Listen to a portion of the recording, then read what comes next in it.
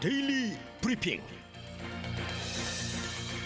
네, 매주 금요일 데일리 브리핑에서는 저희 주말 방송 위클리 매거진을 진행하시는 문대원 박사와 함께합니다. 안녕하십니까? 안녕하세요. 네, 우리 생활에서 이제는 빠져서는 안 될 존재가 바로 스마트폰인 것 같습니다. 그래서 이 스마트폰의 역사에 대해서 오늘은 좀 알아보도록 하겠는데요. 이 제일 먼저 셀폰이 나온 게 언제입니까?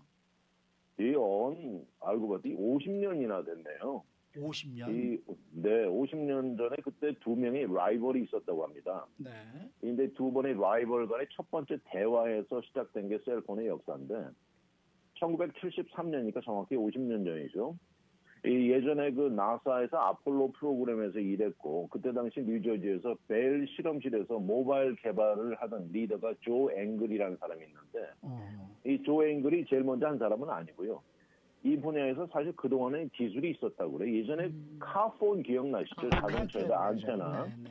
이런 기술을 토대로 해서 이제 모바일 폰을 개발에 몰두하고 있었는데, 바로 그해 4월 3일 날 이 그 실험실에 전화기가 따르릉 하고 울린 거예요. 그래서 이 조엘 씨가 전화를 받으니까 저쪽에 있는 사람이 하이 조엘 하고 이렇게 목소리가 들리는데, 그 전화를 건 사람이 바로 라이벌, 바로 우리가 잘 아는 모토로라 연구팀의 리더인 마틴 머리 쿠퍼라는 사람입니다. 이 사람이 이제 셀폰을 제일 먼저 만들어가지고 전화를 건 거예요. 그러면서 나는 지금 셀폰으로 너에게 전화를 거는 중이다. 움직여 다니면서 전화를 한다는 거죠. 그때 이 뉴저지 실험실에서 이 조엘 잉글씨는 침묵이 흐른 거죠. 근데 사실 쿠퍼 씨는 이미 그 전화를 걸 때 뉴욕 맨하탄의 그 힐튼 미드타운 호텔 안에서 기자들하고 사진 기자들 다 모아놓고 그런 스테이지를 해놓고 전화를 걸은 거예요. 그러니까 약간 야구를 올리려는 의도였는지 모르겠습니다만은 그렇게 그게 50년 전 이렇게 셀폰의 역사가 시작됐는데, 이제는 뭐 셀폰이 뭐 전화 통화는 물론이고요, 뭐 컨퍼런스 콜에 텍스트 메시지에 사진 이모지 끝없이 발전하게 됐죠. 그렇죠, 그렇죠. 그러면은 맨 처음에 셀룰라 폰의 모습은 좀 어땠어요? 굉장히 컸을 것 같다는 생각이 드는데요. 그렇죠. 우리 그 흔히 옛날에 들었던 그 벽돌이라는 표현이 정말 여기 정말로 벽돌이라고 써 있더라고요. 네. 이 벽돌 모양의 검정색, 베이지 색깔의 긴 안테나 삐쭉 올라온 거 기억나시죠? 네. 물론 스크린도 없었고, 그렇지만 이걸로 인해서 이 셀폰의 역사는 시작된 거죠. 근데 그때 당시 미국 정부도 이런 거 모바일 폰에 대해서 그 찬성하고 지지하는 입장이었습니다. 그렇지만 실질적으로는 그 기술이 이제 발달돼 가는 이 방향이라든가 또 다양한 규제 사항들로 인해서 많은 걸림돌이 있었다고 그래요. 그러면서 결국 실제 우리 같은 소비자들 손에 셀폰이 쥐어지게 되는 데는 한 10년이 더 걸렸다고 그럽니다. 그래서 모바일 시대가 열렸는데, 그러면서 우리 생활은 정말 크게 혁신적으로 변화를 맞게 되죠. 또 상상이 가는데 그때 당시에 셀폰은 가격이 엄청나게 비쌌습니다. 맞아요. 그때 당시에 1980년에 그때 모토로라 폰이 그때 돈으로 $500였다고 하는데요.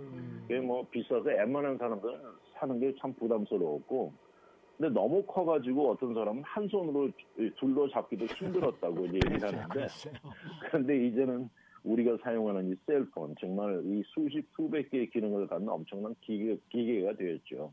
네, 요즘은 뭐 셀라폰 접고 펼치고 막 이러잖아요. 네, 그 그렇습니다. 완전히 벽돌 한 장 드는 그런 기분이었어요 그때. 예전에는 네. 그렇습니다. 근데 이렇게 지금 뭐 이제 기능이 정말 엄청나고 다양한 기능을 자랑하고 있는데, 단순히 셀폰이라는 이름이 너무 좀 부족하지 않을까 이런 생각이 들기도 하네요. 부족하죠. 이제 최첨단 컴퓨터죠. 네. 근데 사실 스마트폰 하면 그때 그래서 나와서 제일 먼저 나와서 리더 제일 우리 귀에 익숙한 이름이 노키아 기억나시죠? 아유, 그럼요. 네, 노키아가 그때 당시엔 마켓 최고 셀폰이었는데, 네. 뭐 라디오도 듣고 컬러 스크린 비디오 카메라 뭐 느리긴 했지만은 인터넷까지 그때 이제 리더였습니다. 그러다가 아이폰이 등장하고 노키아는 하염없이 이제 추락을 했다고 하는데, 그래도 그때 당시에는 이 모바일 폰이 절대 단순한 폰만이 아니라는 걸 보여주기 시작했죠. 이게 오늘날 이 셀폰은 뭐 다 아시다시피 뭐 은행 일도 다 볼 수가 있고, 개인 비서가 될 수도 있고, 또 주머니 넣고 다니는 말씀하신 대로 영화를 보고 음악도 듣고 뭐 온도계, 센서 뭐 끝도 없죠. 네네. 지금 우리가 사용하는 것도 이제 거의 다 5G 스피드로 엄청나게 빨라지고 이미 과학자들은 6G 연구 들어갔다고 합니다. 이렇게 네. 계산 능력이 엄청나게 빨라지면서 스피드와 파워는 놀랍게 되면서 또 이 창의력이 아주 높은 다양한 그 소프트웨어 앱들이 줄줄이 갖춰지면서 이것을 이용해 가지고 정말 기발한 아이디어들이 많이 나옵니다. 이런 예로 그 의학계에서 많이 사용을 하고 있다고 하는데요. 예. 뇌 수술을 하는데 그 수술 부위 안에 들어가서 예전에 그 비싼 장비로 비디오를 찍던 것이 이제는 아이폰이 이것을 대체한다고 그러고요. 이번 팬데믹 기간 동안에 그 사람들 그 접촉한 그 컨택트 트레이싱 시스템이라고 엔지니어들이 블루투스를 이용해서 만들어서 사용을 했고 또 비디오 통화를 이용해 가지고 응급 상황이라든지 아니면 의료 시스템이 멀리 떨어져 있는 외딴 지역의 사람들에게 이제 도움을 줄 수 있다고 하는데 이제는 거기다가 이 인공지능 AI까지 합쳐서 완전히 새로운 기회와 이 가능성을 제공할 수 있다고 하네요. 저도 처음에 셀라폰 처음에 쓰기 시작할 때 노키아 제품을 썼는데 그때 노키아가 왜 인기가 많았냐면은요. 케이스를 네. 막 바꿔 낄 수 있었어요. 디자인이 참 예뻤어요. 그렇군요. 네네. 그리고 남자분들은 주로 이제 모토로라를 많이 사용을 하셨고 아, 여성분들은 노키아를 많이 사용을 하셨는데 자, 앞으로는 또 어떤 부분, 어떤 곳에 스마트폰이 사용되게 될까요? 정말 이 애플리케이션은 앞으로 너무나 다양하다고 하는데요. 예. 뭐 예를 들어서 셀폰 안에 지금 그 GPS 장치가 있어가지고 예. 이것은 마치 그 인공위성 내비게이션 같다고 하는데 이것을 잘 이용해 가지고요 그 시각 장애인들에게 큰 도움을 줄 것으로 봅니다. 특히 거기다 그 진동, 바이브레이션을 이용해 가지고 거기다 이 시각 장애인들이 볼 수는 없으니까 손으로 접촉으로 알 수 있는 이 감각으로 알 수 있는 지도, 이 텍타일 맵이라고 그러는데요. 이것을 이용해 가지고 또 이 진동의 강도와 주기를 조절하면서 다름을 느끼게 해준다고 해요. 네. 이것을 특히 이 진동을 손목에 장치해서 사용하는 것도 연구 중입니다. 거기다가 학교 교실에서 요새 사실 학교에서는 이 스마트폰에 대한 우려와 부정적인 견해가 더 많긴 하죠. 이 집중을 흐트러 놓는다 여러 가지로. 근데 이것을 잘 이용하면 정말 교실 안에서도 실시간 서로 주고 받으면서 배우는 게 인터랙티브 러닝이라고 상교육이죠. 이것에 큰 기대를 건다고 하고요. 네. 또 자연에 나가서 이렇게 보면은 식물이 이게 어떤 식물인지 볼 수 있는 그 앱들이 많습니다. 이렇게 갖다가 픽처 디스라든지 구글 렌즈 같은 거는 이렇게 갖다 대면 그 식물의 이름인지 무엇인지를 그 자리에서 알려주는데 한 걸음 더 나가서 농장에서도 이런 스마트폰을 이용해 가지고 뭐 잡초를 잡아내고 뭐 벌레, 질병 이런 것들을 미리 알게 해주고 이 로컬 일기예보도 한층 더 정확하고 신속하게 해주고요. 또 요새 아이키아 같은 데 가서 이제 가구를 이렇게 돋보면서 이 가구가 마음에 드는데 우리 집에 가면 어떤 모양일까? 이 어떤 모습인지 미리 보여주는 이런 앱도 갖추고 있다고 하네요. 아이고. 네네. 참.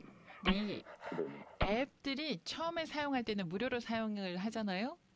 사용하다 보면 광고가 엄청 붙어요, 또.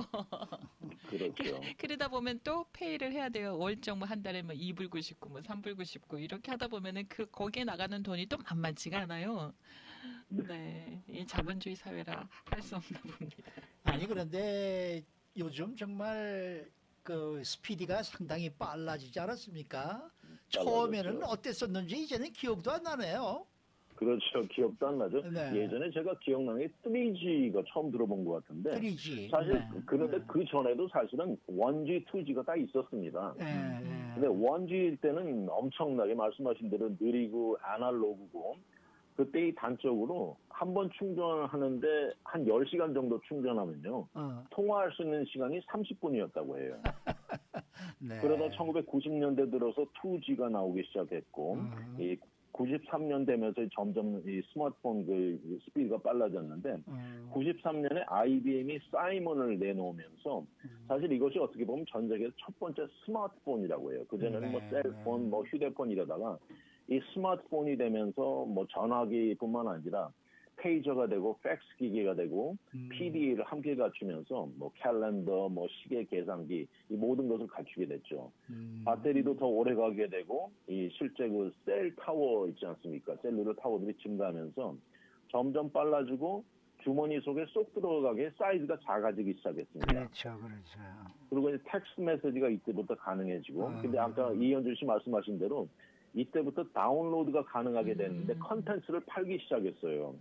그때 대표적인 게 핀란드에서 나온 회사들이 그 여성들 좋아하시는 다양한 링톤 있지 않습니까? 아, 맞습니다. 링톤을 맞습니다. 팔았다고 네, 하더라고요. 맞아요, 맞아요.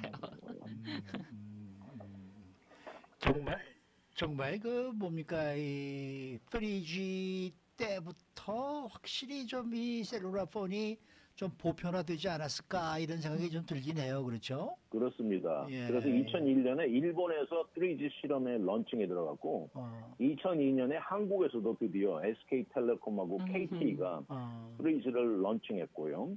그러다 두 번째 물결이 치면서 일본의 그 보다폰이라는 이름 저도 기억이 나는데 이것이 런칭이 됐고 이 회사가 지금 바로 유명한 소프트뱅크입니다. 아, 네. 이렇게 해서 이제 3G의 빠른 스피드가 어떻게 보면 이 산업계의 혁명을 불러오면서 이 라디오 스트리밍이 대표적인 것 중에 하나인데 거기가 바로 디즈니가 라디오를 듣게 해주는 이 분야 선구자라고 하네요. 그러면서 3G 시대가 돼서야 진정 인터넷 사용이 이제 정말로 본격화됐고 이 데이터를 빨리빨리 움직이는 게 가능해지면서 2010년 들어서 기억나시죠? 전자책 읽는 거에 아마존의 킨들 기억나시죠? 맞아요. 맞습니다, 네, 맞습니다. 그리고 네. 또 바른스 앤 노블에서 눅이라는 게 네, 나왔습니다. 맞아요. 네, 근데 그 안에 인터넷, 와이어리스 인터넷을 갖추면서 이런 이제 책들이 나왔고 그런데 이렇게 되다 보니까 3G도 이때 가서는 용량이 감당이 어렵게 되면서 결국 4G가 나오게 되고 이 4G는 3G보다 10배 빠르다고 합니다. 근데 이제 3G하고 다른 점이 이거 뭐 전문 내용인데 서킷 스위칭을 없애고 모두 IP 네트워크로 바꿨다 그래요. 네. 근데 이제는 우리가 다 5G 스피드를 사용하는데 요새 5G는 뭐 1초에 1기가빗 스피드라고 합니다. 근데 말씀하신 대로 이 커다란 벽돌에서 시작해서 네. 점점 사이즈가 작아지다가 스크린이 나오면서 점점 다시 커지기 시작했죠. 그러다 이제 새로운 제너레이션은 이현주 씨 말씀하신 대로 이제 접는 폰, 폴딩 폰이 되면서 한층 더 스크린을 가진 셀폰이 돼 접어서 주머니에 들어가게 됐으니까 앞으로 과연 어디까지 갈지는 그건 누구도 상상할 수 없을 것 같네요. 근데 저는 뭐 5G가 됐다고 합니다만은 4G 때나 5G 때나 뭐 별로 다른 걸 모르겠어요. 솔직히 말하면. 맞습니다. 저도 네, 똑같이 네. 느낍니다. 뭐 5G 그래가지고 뭐 돈을 더 내라 그러는데 뭐가 다른 건지는 잘 모르겠어요. 네. 네, 오늘 말씀 잘 들었습니다. 네, 감사합니다. 네, 지금까지 저희 위클리 매거진을 진행하시는 문대원 박사와 함께했습니다.